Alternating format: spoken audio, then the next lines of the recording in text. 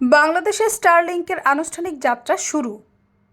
যুক্তরাষ্ট্র ভিত্তিক মহাকাশ প্রযুক্তি প্রতিষ্ঠান স্পেস এক্সের স্যাটেলাইট ইন্টারনেট সেবা স্টারলিংক বাংলাদেশে আনুষ্ঠানিকভাবে যাত্রা শুরু করেছে।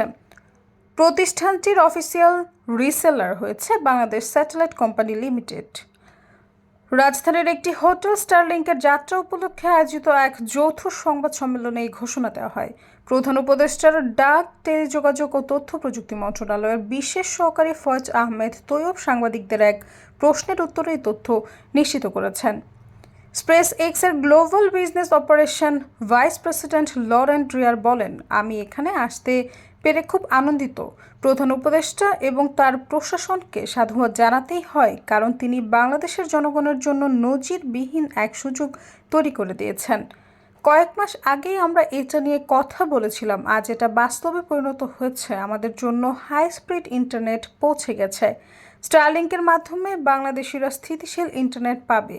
এটা বাংলাদেশের টেলিমেডিসিন শিক্ষায় অবদান রাখবে। আমরা মনে করি কানেক্টিভিটি একটি সমাজের উন্নতির পথে যাত্রা। সৈয়দা ফারিয়া, সমযোগ।